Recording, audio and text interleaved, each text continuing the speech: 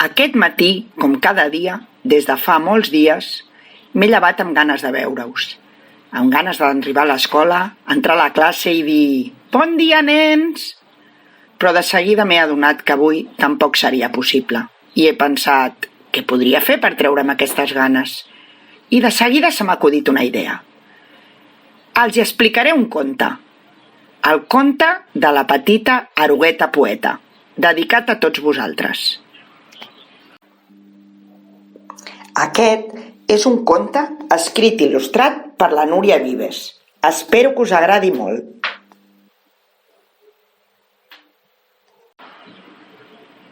Hi havia una vegada una petita eruga que, tan bon punt va sortir de l'ou, va quedar fascinada pels mots.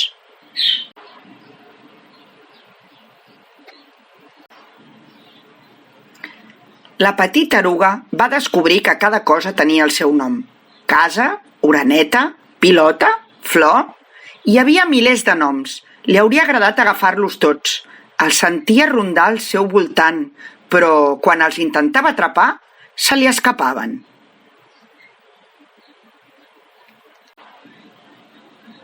La petita eruga tenia un joc de daus amb lletres de colors i tot el dia jugava a fer combinacions.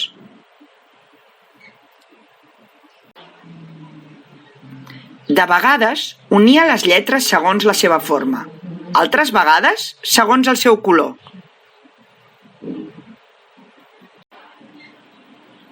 Malgrat tot, estava trista. No podia entendre per què.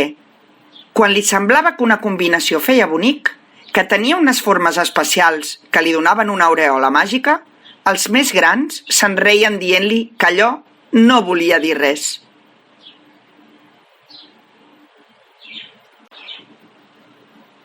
La petita eruga s'arrossegava per terra i envejava el vol dels ocells.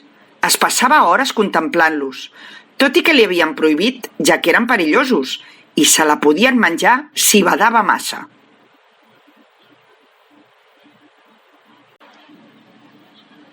Li deien que era una eruga molt bonica, que els seus colors eren brillants com el sol, però ella se sentia tan feixuga i tan trista que va buscar un raconet per amagar-se.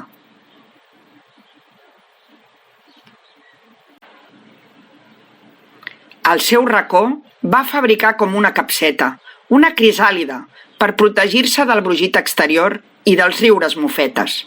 També hi va embolicar totes les lletres. Allà dins, els mots van començar a prendre formes fantàstiques. Els veia combinar-se, girar, rodar cap amunt i cap avall, dibuixaven mons plens d'harmonia i es tornaven melodies que calmaven la seva tristesa.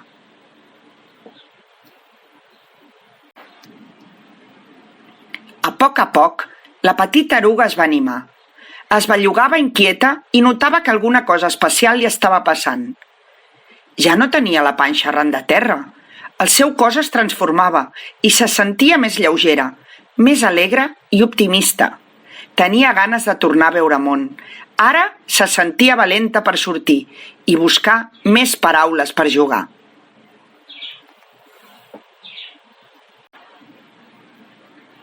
La petita eruga va empènyer amb força la closca que l'envoltava. Va treure el cap i, tot seguit, el cos sencer.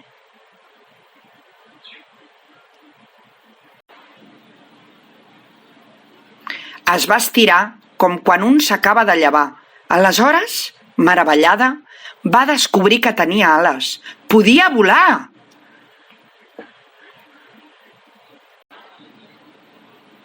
S'havia convertit en una papallona que ja no tenia por de les rialles dels altres. Jugava amb els mots, els deixava volar i ballava amb ells per l'aire.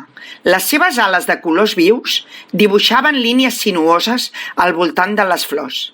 Havia nascut una poeta.